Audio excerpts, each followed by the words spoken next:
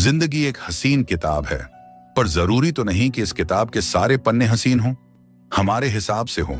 अगर कोई ऐसा पन्ना आ जाए जिसमें राहतें ना हो, सुकून ना हो, शांति ना हो, तो सब्र करना। जिंदगी सड़क की तरह है, ये कभी भी सीधी नहीं होती। कुछ देर बाद मोड़ अवश्य आता है, इसलिए धैर्य के साथ चलते रहो। आपकी जिंदगी का सुखद मोड़ आपका इंतजार कर रहा है। मुश्किलें अगर दरवाजा खटखटाए तो कभी डरो मत, निडर होकर दरवाजा खोल दो, क्योंकि कामयाबी अपना भेष बदल कर ही आती है। याद रखना कि जीवन में खाली व्यक्ति ही सबसे ज्यादा दुखी हो। आपका दिल से स्वागत है।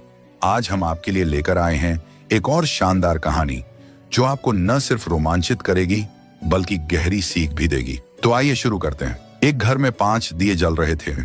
एक दिन पहले दिए ने कहा, इतना जलकर भी मेरी रोशनी की कोई कदर नहीं। आज मैं सबके लिए व्यर्थ हूं। इससे तो बेहतर है कि मैं बुझ जाऊं। यह कहकर वह दिया बुझ गया। जानते हो वह दिया कौन था? वह दिया था उत्साह का प्रतीक। उसे देखकर दूसरा दिया, जो कि शांति का प्रतीक था, उसने कहा, मुझे भी बुझ ही जाना चाहिए। मैं निरंतर दुनिया को शांति की रोशनी दे रहा हूं, पर फिर भी लोग हिंसा करते हैं।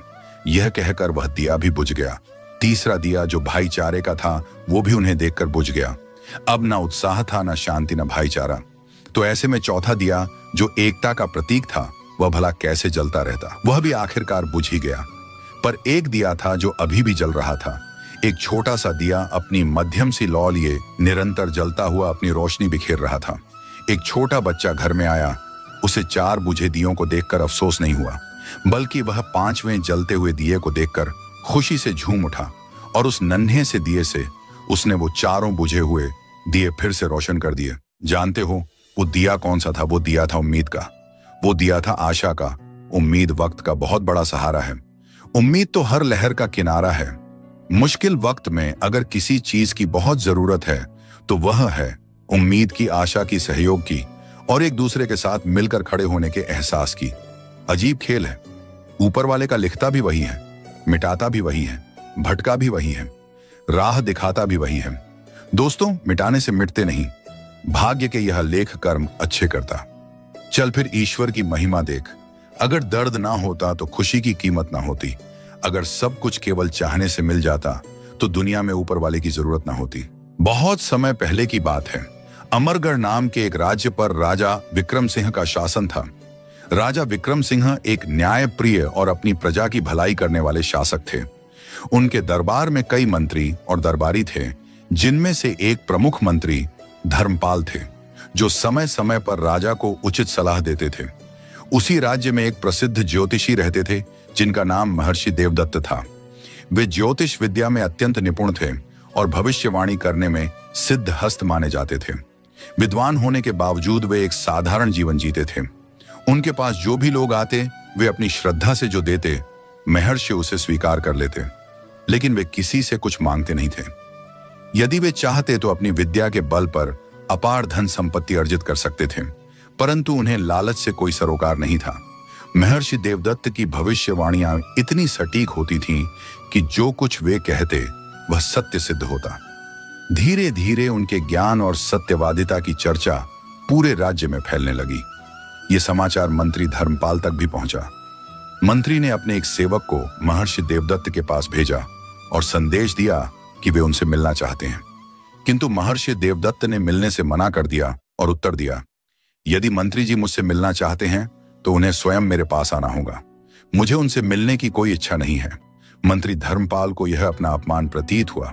वे सोचने लगे, एक साधारण व्यक्ति की यह हिम्मत कि वह मेरे आदेश को टाल दे। फिर कुछ विचार कर वे स्वयं महर्षि देवदत्त के घर जा पहुंचे।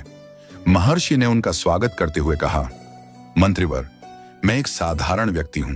बताइए, मैं आपकी क्या सेवा कर सकता हूं? मंत्री धर्मपाल बोले, महर्षि, मैंने सुना है कि आप ज्योतिष विद्या में अत्यंत पारंगत हैं। मैं भी यह विद्या सीखना चाहता हूं। क्या आप मुझे यह विद्या सिखा सकते हैं? महर्षि देवदत्त ने उत्तर दिया, यह विद्या मैंने अपने पूर्वजों से सीखी है।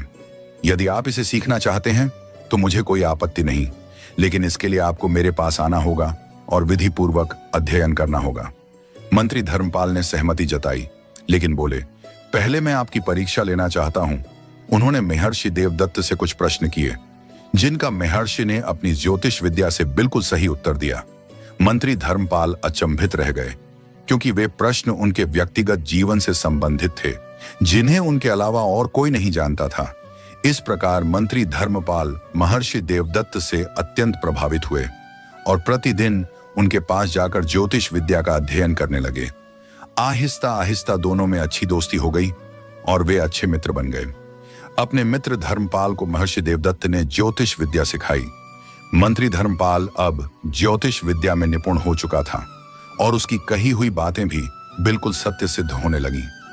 एक दिन मंत्री ने सोचा, मुझे अपने मित्र महर्षि देवदत्त के भाग्य का भी हिसाब लगाना चाहिए। जब उसने गणना की तो उसे पता चला कि आने वाले 30 दिन महर्षि के लिए अत्यंत अशुभ और संकटमय हैं। यदि वे 30 दिनों तक घर से बाहर निकले तो उनकी जान को खतरा हो सकता है। यह देखकर मंत्री धर्मपाल चिंतित हो गया। उसे विश्वास था कि अब उसकी गणना गलत नहीं हो सकती। वह तुरंत महर्षि देवदत्त के घर पहुंचा और कहा, मित्र, अगले 30 दिन तुम्हारे लिए बहुत ही अशुभ हैं। कृपया इन 30 दिनों तक घर से बाहर मत निकलना। महर्षि देवदत्त ने स्वयं अपनी गणना की तो पाया कि यह भविष्यवाणी सही थी। सच में आने वाले 30 दिन उनके लिए अत्यंत कठिन हो सकते थे। मंत्री ने कहा, मैंने तुम्हें चेतावनी दे दी है, अब तुम अपना ध्यान रखना, हम 30 दिन बाद ही मिलेंगे। महर्षि ने उत्तर दिया, ठीक है, मैं 30 दिन तक घर में ही रहूंगा। उम्मीद है कि मेरी जान सलामत रहेगी, आगे जो ईश्वर की इच्छा। इसके बाद महर्षि देवदत्त ने अपने घर का दरवाजा बंद कर लिया और वहीं रहने लगे। एक एक करके 29 दिन बीत चुके थे। फिर 29वां दिन भी आ पहुंचा। अब महर्षि को संतोष हुआ कि अशुभ घड़ियां समाप्त हो चुकी हैं। 30वें दिन उन्होंने स्नान किया और यह सोचकर घर से निकले कि मंत्री धर्मपाल मेरे परम मित्र हैं, वे हमेशा मुझसे मिलने आते हैं, लेकिन मैं एक बार भी उनसे मिलने नहीं गया। मंत्री से मिलने की खुशी में वे यह भूल ही गए कि 30वां दिन अभी पूरा नहीं हुआ था और अशुभ समय अभी समाप्त नहीं हुआ था। वे खुशी खुशी मंत्री जी के महल की ओर रवाना हो गए। मंत्री के महल की तरफ जाने के लिए 2 रास्ते थे, एक तो मुख्य सड़क का रास्ता और दूसरा नदी के किनारे से होकर जाने वाला कच्चा रास्ता। महर्षि देवदत्त ने सोचा, मुख्य सड़क से जाने पर बहुत से लोग मिलेंगे और तरह तरह के सवाल पूछेंगे कि मैं इतने दिन कहाँ था, इसलिए बेहतर होगा कि मैं नदी के किनारे वाले रास्ते से जाऊं। वे उस कच्चे रास्ते से चल पड़े। चलते चलते दोपहर हो गई और सूरज सिर पर चमकने लगा। तभी उन्हें एहसास हुआ कि वे रास्ता भटक चुके हैं और एक वीरान जंगल की ओर निकल आए हैं। चारों तरफ गहरा सन्नाटा था। दूर दूर तक न कोई आदमी दिखाई देता था और न ही कोई जानवर। चलते चलते उन्हें एक पुराना खंडहर दिखाई दिया। महर्षि देवदत्त बहुत ही थकावट महसूस कर रहे थे। सोने लगा कि इस खंडहर की इमारत में जाकर कुछ देर आराम कर लूं। यह सोचकर वह खंडहर के अंदर गए। अंदर पहुंचकर उसने देखा कि एक जगह पर 7 बड़े बड़े संदूक रखे हुए थे और महर्षि देवदत्त को जिज्ञासा हुई कि इन संदूकों में क्या हो सकता है। उसने तुरंत एक पत्थर लेकर संदूकों के तले तोड़ दिए। देखा तो उन संदूकों के अंदर खजाना भरा पड़ा था। हीरे, मोती, सोना, चांदी, जवाहरात। ये सब देखकर वह इतना बदहवास हो चुका था कि अपने विद्या के बल पर भी खजाने का राज मालूम ना कर सका। आखिर उसने सोचा कि अपने दोस्त मंत्री धर्मपाल को इस खजाने के बारे में बताना ठीक रहेगा, क्योंकि इतनी सारी दौलत मेरे किस काम की है। वह जल्दी जल्दी दौड़ता हुआ नगर की तरफ वापस गया और वहां से मंत्री के महल का रास्ता पकड़ लिया। मंत्री ने जब सुना कि महर्षि देवदत्त खुद आए हैं तो वो बहुत ही हैरान हुआ। उसके हिसाब से तो अभी महर्षि देवदत्त का 30वां दिन पूरा नहीं हुआ था और महर्षि देवदत्त की जान सूरज ढलना तक खतरे में थी। वो तुरंत महर्षि देवदत्त को महल के अंदर बुलाया और बोला, आपने क्यों तकलीफ की? वैसे भी अभी 30वां दिन पूरा नहीं हुआ है। महर्षि देवदत्त बोले, हाँ भाई, मुझे मालूम है कि आज 30वां दिन है और बाकी के 29 दिन की तरह यह भी खुशी से बीत जाएगा। लेकिन हैरानी की बात यह है कि आज का दिन मेरे लिए बड़ा ही भाग्यशाली है। इसके बाद उसने खजाना मिलने की बात मंत्री को बता दी और कहा कि इतनी दौलत का भला मैं क्या करूंगा, आप ये खजाना रख लीजिए। हाँ, अगर आपका दिल चाहे तो उसमें से कुछ मुझे भी दे देना। यह सुनकर मंत्री बड़ा ही हैरान हुआ। उसने जल्दी से 2 घोड़े मंगवाए और उन पर सवार होकर दोनों खजाने वाली जगह पर पहुंच गए। इतना बड़ा खजाना देखकर मंत्री की आंखें फटी की फटी रह गईं और उसके मन में तुरंत बेईमानी जग गई। उसने सोचा कि कहीं ऐसा ना हो कि महर्षि देवदत्त किसी और से इतने बड़े खजाने की बात कह दे। फिर यह बात होते होते राजा के कानों तक पहुंच जाएगी। ऐसा हुआ तो इस खजाने पर राजा कब्जा कर लेगा और मेरे हाथ में कुछ भी नहीं आएगा। इसीलिए जरूरी है कि महर्षि देवदत्त का काम तमाम कर दिया जाए और उसे मार डाला जाए। यह सोचकर मंत्री ने महर्षि देवदत्त को धक्का मारकर जमीन पर गिरा दिया और अपनी तलवार निकाल ली। यह देखकर महर्षि देवदत्त हैरान हो गए और बोले, धर्मपाल, क्या बात है? क्या मुझे कोई गलती हो गई है? धर्मपाल बोला, हाँ, गलती तो तुमसे हुई है, और तुम्हारी गलती यह है कि इतने बड़े खजाने के बारे में तुमने मुझे बता दिया। अब मुझे डर है कि अगर तुमने ये बात किसी और से कही तो खजाना मेरे हाथ से जाता रहेगा, इसीलिए तुम्हारी जबान बंद करना जरूरी है। यह सुनकर महर्षि देवदत्त की आंखों के सामने अंधेरा साने लगा। वो बोला, मैं वचन देता हूं कि यह बात किसी और से ना कहूंगा। मंत्री ने हंसकर कहा, बकवास बंद करो, तुम अपनी जान बचाने के लिए यह कसम कर रहे हो। और महर्षि देवदत्त ने उससे बहुत ही मिन्नतें की, दया की भीख मांगी, लेकिन मंत्री के सर पर तो मानो खजाने का भूत सावर था। जब महर्षि देवदत्त ने देखा कि उसकी जान बचाने की कोई उम्मीद नहीं है तो वह बोला, धर्मपाल, अगर तुम मेरी जान लेना ही चाहते हो तो मेरी एक आखिरी इच्छा पूरी कर देना। धर्मपाल बोला, बोलो, क्या इच्छा है? महर्षि देवदत्त दुखी मन से बोले, मेरी पत्नी को बच्चा होने वाला है, उसे कभी मत बताना कि मेरी मौत हो चुकी है। धर्मपाल ने कहा, ठीक है, मैं तुम्हारी यह इच्छा जरूर पूरी करूंगा। यह कहकर उसने अपने दोस्त को मौत के घाट उतार दिया और फिर खंडहर के बाहर खड़े हुए उसके घोड़े को भी मार डाला। दोनों के शवों को खंडहर के ही अंदर जमीन में दबा दिया, नदी में हाथ पैर धोए और वापस अपने महल को लौट आया। अब वो बिल्कुल संतुष्ट था कि वो खजाने का अकेला मालिक है। उसने अपने सबसे भरोसेमंद नौकरों को बुलाया और रातों रात उस खजाने को अपने महल में ले आया। राज्य के सबसे बेहतरीन कारीगरों को बुलाकर उसे खंडहर को तोड़वाकर एक शानदार महल बनाने का आदेश दे दिया गया। कुछ ही महीनों में नदी के किनारे पर एक शानदार महल बनकर तैयार हो गया। इसी दौरान मंत्री ने महर्षि देवदत्त की पत्नी को बुलाया और उससे कहा कि महर्षि देवदत्त को मैंने एक विशेष काम से दूसरे देश में भेज दिया है। कुछ दिनों के बाद महर्षि देवदत्त के घर पर एक चांद से बच्चे का जन्म हुआ। बेटे का नाम वीरेंद्र रखा। बेटे के जन्म पर वीरेंद्र की मां अपने पति को याद करके बहुत ही रोई, क्योंकि बहुत समय हो गया था, उसकी कोई खोज खबर ना मिली थी। वो बदनसीब कई बार अपने पति के बारे में पता करने के लिए मंत्री के महल में गई, मगर पहरेदारों ने उसे धक्के देकर बाहर निकाल दिया। वो इसी को अपना भाग्य समझकर घर बैठ गई और मेहनत मजदूरी करके अपने बच्चे को पालने लगी। और महर्षि देवदत्त का बेटा वीरेंद्र बहुत ही बुद्धिमान था। उसकी मां ने उसकी शिक्षा के लिए पास ही में रहने वाले एक पंडित जी के पास भेजा। समय गुजरता गया और वीरेंद्र बड़ा होने लगा। उसकी बुद्धि दूसरों के मुकाबले बहुत ही तेज थी। समय बीता और वीरेंद्र अब युवा हो चुका था। सब लोग कहते थे कि वह अपने पिता महर्षि देवदत्त से भी ज्यादा बुद्धिमान है। एक दिन वीरेंद्र को अपने घर पर एक पुरानी किताब मिली। उसने अपनी मां से उस किताब के बारे में पूछा तो मां ने कहा, बेटा, ये तुम्हारे नाना की लिखी हुई किताब है। वो भी एक बहुत ही बड़े ज्योतिष और भविष्यवक्ता थे।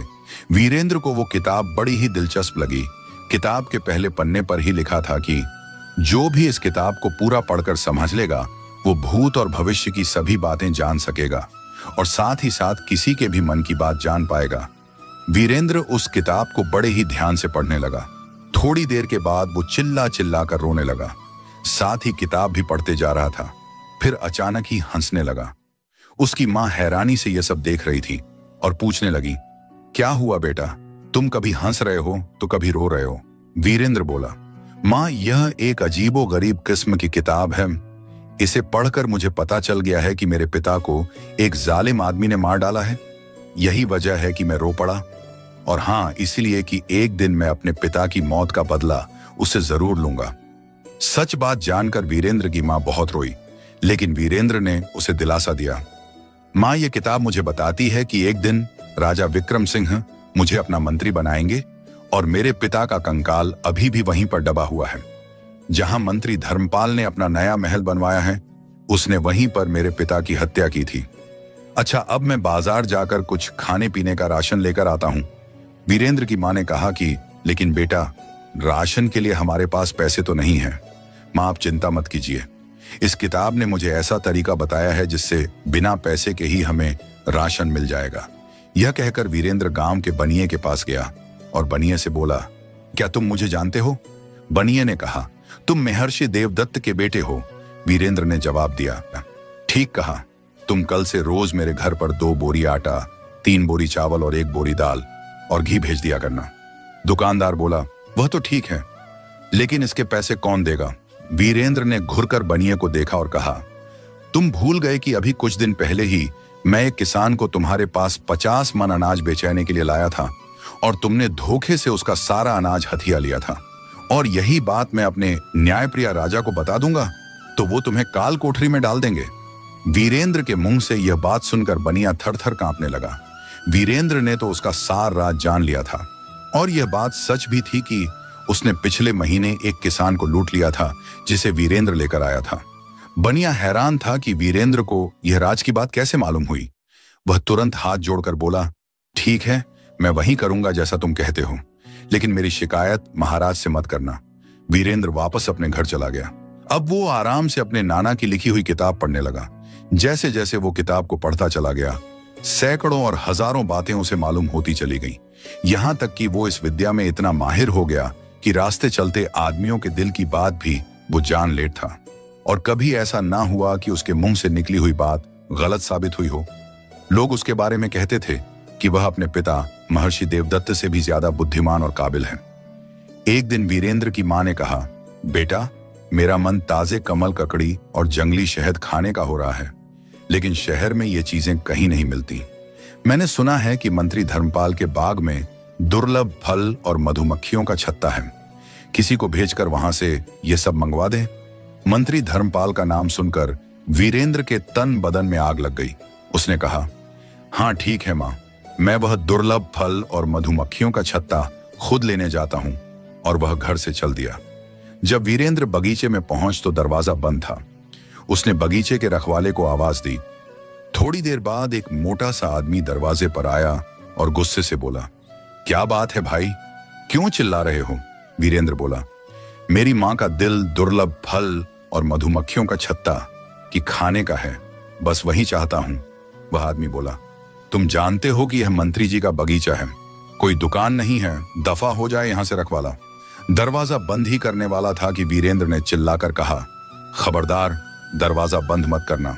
कल जो सांप तूने मारा था उसकी मां तुझे डसने के लिए छिपी बैठी है। यह बात सुनकर रखवाला हैरान रह गया। उसने झुककर बाग में इधर उधर देखा तो सचमुच एक नागिन वहां पर दिखाई दी। रखवाला ने मन में सोचा, मैंने इसे ऐसे ही दांत दिया। वह पूछने लगा कि तुम्हें कैसे पता चला कि कल मैंने सांप को मारा था और मुझे उसकी मां डसने वाली है? वीरेंद्र ने कहा, तुम्हें इस बात से कोई मतलब नहीं होना चाहिए। तुम्हें साथ देना है तो दो, वरना मैं जाता हूं। रखवाला बोला, अरे गुस्सा क्यों हो रहे हो? चलो मेरे साथ अंदर चलो, मैं तुम्हें बहुत सारा फल और मधुमक्खियों का छत्ता दूंगा, लेकिन ये बात किसी और को मत बताना, वरना मंत्री धर्मपाल मेरी खाल खिंचवा देगा। वीरेंद्र बोला, तुम धर्मपाल की चिंता ना करो, उसकी जिंदगी के अब थोड़े ही दिन रह गए हैं। रखवाले ने वीरेंद्र को एक तरफ बिठाया और उसके लिए फल और मधुमक्खियों का छत्ता लेने के लिए चला गया। इस दौरान मंत्री धर्मपाल टहलता हुआ बाग में आ पहुंचा। उसने वीरेंद्र को देखा तो रखवाले से पूछा कि यह कौन है? रखवाला बोला, हुजूर, यह लड़का बड़ी अजीबोगरीब बातें करता है जो मेरी समझ से बाहर है। फिर उसने फल मांगने और सांप की बात उसे बता दी। मंत्री बड़ा ही हैरान हुआ और वीरेंद्र को गौर से देखने लगा। उसने रखवाले को वहां से जाने के लिए कह दिया और वीरेंद्र से पूछा, लड़के तुम कौन हो? तुम्हारा नाम क्या है? तब वीरेंद्र ने जवाब में कहा, मेरा नाम वीरेंद्र है और मेरे पिता महर्षि देवदत्त हैं। महर्षि देवदत्त का नाम सुनकर मंत्री कांप गया। उसके अंदर डर समा गया, लेकिन फिर वो संभल कर बोला, तुम्हारे पिता को मैं जानता हूं, बड़े ही नेक दिल आदमी हैं।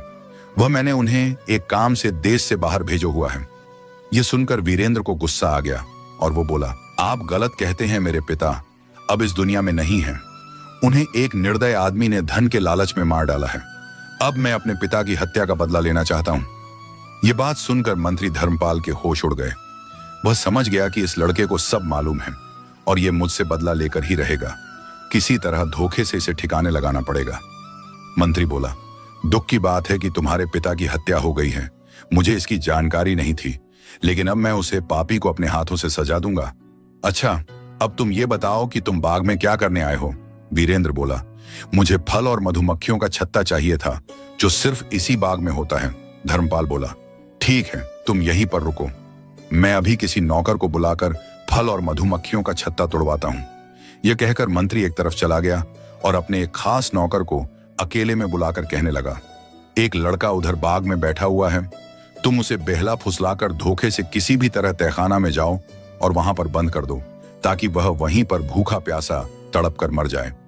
अगर तुम यह काम कर दोगे तो मैं तुम्हारे मन की इच्छा पूरी कर दूंगा और साथ ही तुम्हें बहुत सारा धन भी दूंगा। यह बात सुनकर नौकर तुरंत बगीचे की ओर गया। उसने पीछे से जाकर वीरेंद्र को जकड़ लिया और उसे उठाकर तहखाना की तरफ बढ़ने लगा। वीरेंद्र ने चिल्लाकर कहा, अरे नौकर, तुम ये क्या कर रहे हो? धर्मपाल तुम्हारे मन की इच्छा कभी पूरी नहीं करेगा, वो झूठा आदमी है। अगर तुमने मुझे मारा तो धर्मपाल तुझे भी जिंदा नहीं छोड़ेगा। नौकर हैरान हुआ और उसे नीचे रखकर धीरे से बोला, तुम्हें क्या पता कि मेरे मन में क्या इच्छा है? वीरेंद्र बोला, मैं सब कुछ जानता हूं। तुम मंत्री की बेटी से शादी करना चाहता है और मन ही मन में मंत्री की बेटी भी तुझे प्यार करती है। नौकर वीरेंद्र के कदमों में गिर पड़ा और बोला, हाँ, मेरी यही इच्छा है।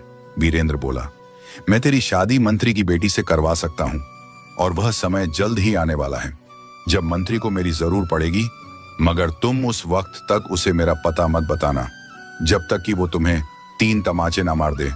लेकिन मंत्री ने मुझे तुम्हें तहखाना में बंद करने के लिए हुक्म दिया है। वीरेंद्र ने कहा, हाँ, तुम उसे कह देना कि तुमने मुझे तहखाना में बंद कर दिया है। और यह कह नौकर ने उसे छोड़ दिया। वीरेंद्र ने फल और मधुमक्खियों का छत्ता लिया और अपने घर को चल दिया। उसके बाद नौकर धर्मपाल के पास गया और बोला, मालिक, मैंने उस लड़के को तहखाने में बंद कर दिया है। मंत्री अब संतुष्ट था कि उसके रास्ते का कांटा साफ हो गया है। जिस दिन मंत्री ने वीरेंद्र को तहखाना में बंद करने की साजिश की, इस रात महाराज विक्रम सिंह को एक अजीबोगरीब सपना दिखाई दिया। लेकिन जब उनकी आंख खुली तो उसे वह सपना याद नहीं रहा। वो बाकी सारे काम भूलकर इसी उधेड़बुन में लग गया कि रात को उसने क्या सपना देखा था। सुबह वो दरबार में आया और अपने सभी मंत्रियों से ये बात कही कि वो जानना चाहता है कि रात को उसने क्या सपना देखा था और उसके सपने का मतलब क्या था। सारे मंत्री परेशान थे कि आखिर राजा के सपने के बारे में कैसे पता किया जाए। राजा ने अपने सबसे बुद्धिमान मंत्री यानी धर्मपाल से कहा कि तुम हमारे सबसे योग्य मंत्री हो, तुम ही बताओ कि रात को हमने क्या सपना देखा था। जब वो भी राजा के सपना के बारे में बताने में नाकाम रहा तो राजा विक्रम सिंह गुस्से से लाल पीले हो गए और बोले, अगर 15 दिन के अंदर तुम मुझे मेरे सपना के बारे में ना बता सके तो तुम मंत्री रहने के लायक नहीं रहोगे, और फिर तुम तो ज्योतिष विद्या भी जानते हो। मेरे सपना के बारे में ना बता सके तो तुम्हारी खैरियत नहीं है। राजा का गुस्सा देखकर मंत्री घबरा गया। दरबार खत्म होने के बाद वह अपने महल में गया। ऐसा करते करते 15 दिन भी बीत गए, लेकिन मंत्री को समस्या का कोई हल ना मिला। तभी अचानक उसे महर्षि देवदत्त के बेटे का ख्याल आया। मन में वो सोचने लगा कि मैंने क्यों उसे मरवा दिया। अगर वो आज जिंदा होता तो जरूर सपने के बारे में मुझे बता देता। फिर मंत्री को ख्याल आया कि हो सकता है वो जिंदा हो, नौकर ने उसे छोड़ दिया हो। फिर उसने इस नौकर को बुलाया और कहा, बहुत दिन पहले मैंने तुम्हें एक लड़के को तहखाना में डालने को कहा था। मुझे यकीन है कि वो तुम्हारे हाथों से बस निकाला होगा। नौकर ने कहा, नहीं हुजूर, मैंने तो उसे तहखाना में बंद कर दिया था। अब तक तो उसकी हड्डियां भी गल गई होंगी। मंत्री आज बावला हुआ और नौकर को एक के बाद एक 3 तमाचे मारने लगा और बोला, तू झूठ बोलता है, सच बता। नौकर बोला, मालिक, सच बात तो यह है कि वह लड़का जिंदा है। मंत्री यह बात सुनकर खुश हुआ और बोला, यह बात तूने पहले मुझे क्यों नहीं बताई? नौकर बोला, हुजूर, यह बात मुझे इस लड़के ने कही थी कि जब आप 3 तमाचे मुझे मारे तभी मैं आपको सच बताऊं। मंत्री ने कहा, ठीक है, अब तुम जाओ और वीरेंद्र को लेकर आओ। नौकर तुरंत वीरेंद्र के घर पर गया और उसे लेकर मंत्री के पास आया। मंत्री ने वीरेंद्र से माफी मांगी और कहने लगा कि राजा विक्रम सिंह ने एक सपना देखा है और वो भूल चुका है कि क्या सपना था। तुम अपनी विद्या के बल पर उसका सपना बताओ और उस सपने का मतलब भी बताओ, तभी सब दरबारी की जान बच सकती है। वीरेंद्र ने कहा, ठीक है, अगर यह बात है तो कल आप दरबार में राजा से कहिएगा कि आपका एक शिष्य राजा के सपने के बारे में बता सकता है और फिर दरबार में मुझे बुला लीजिएगा। मैं वहीं पर राजा के सपने का राज बता दूंगा। इस समय मुझे अब जाने दीजिए। मंत्री बेचारा क्या करता, वह इस बात पर राजी हो गया। अगले दिन राज दरबार में मंत्री ने राजा से बात कही कि मेरा एक शिष्य है जो आपके सपने का रहस्य बता सकता है। राजा ने तुरंत एक सिपाही को वीरेंद्र को बुलाने के लिए भेज दिया। थोड़ी देर बाद सिपाही खाली हाथ लौटकर वापस आया और बोला, हुजूर, वीरेंद्र राज दरबार में आने को तैयार है, परंतु उसे कोई सवारी पसंद नहीं आ रही। उसने एक अजीब शर्त रखी है। कहता है कि वो सिर्फ मंत्री धर्मपाल की पीठ पर सावर होकर ही महल में आएगा। दरबार में सब यह बात सुनकर जोर जोर से हंसने लगे और राजा भी। फिर राजा ने कहा, मंत्री जी, लगता है आपने अपने शिष्य को बड़ी ही तकलीफ दी है, इसीलिए वह आपको बेइज्जत करना चाहता है। खैर, कारण जो भी हो, हमें अपने सपने के बारे में जानना है। आप वही करिए जैसा कि आपके शिष्य ने कहा है। जाओ और उसे अपनी पीठ पर बिठा कर ले आओ। मंत्री ना चाहते हुए भी शर्मिंदगी के साथ वीरेंद्र के घर पर पहुंचा और वीरेंद्र उछलकर उसकी पीठ पर बैठ गया और चाबुक मारता हुआ रास्ते भर यह बोलता हुआ आया कि देखो ए लोगों, आज मैं अपने